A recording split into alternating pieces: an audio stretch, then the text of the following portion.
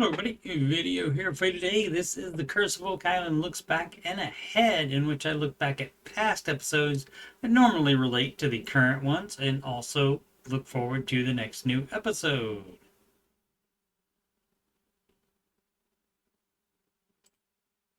Looking back to Season 7, Episode 21, Jeremy Church of Panther Geoscience reveals the results of the seismic testing done in the Money Pit area.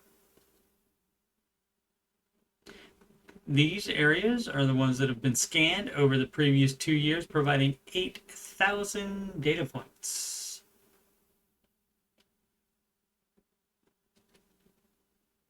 This is the Money Pit area, showing multiple anomalies that Jeremy says are likely searcher shafts and tunnels. In the bottommost area, I believe that is the solution channel. Mr. Church is the first one that brought that up. Perhaps the one that even discovered it.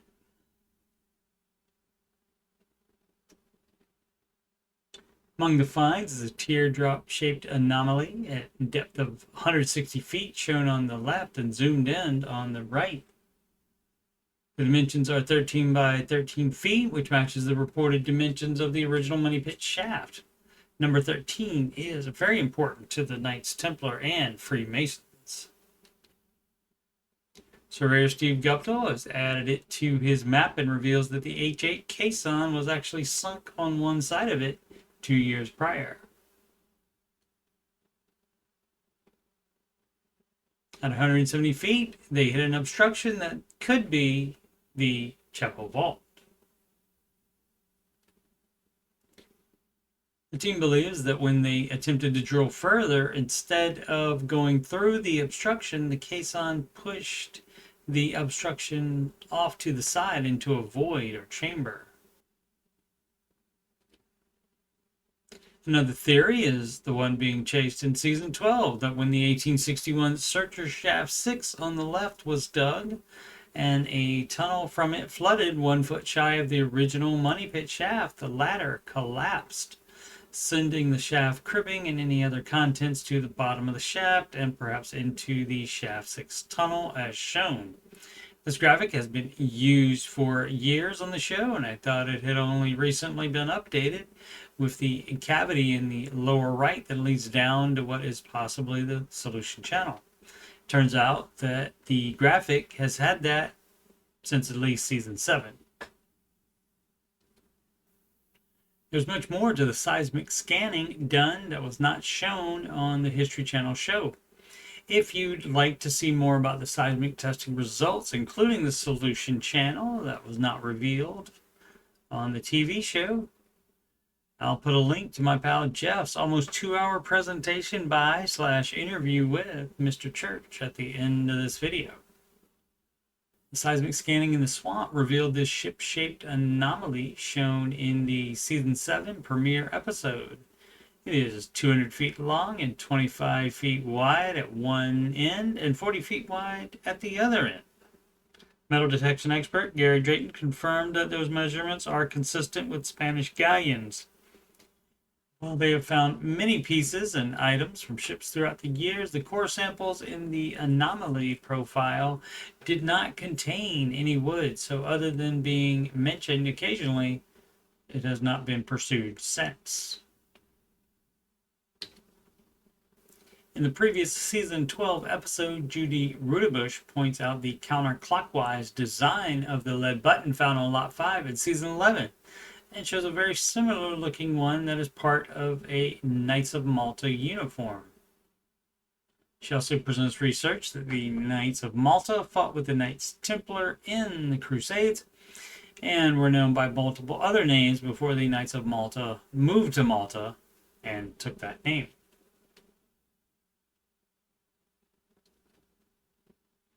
Next time on that all-new The Curse of Oak Island episode on April 22nd, 2025.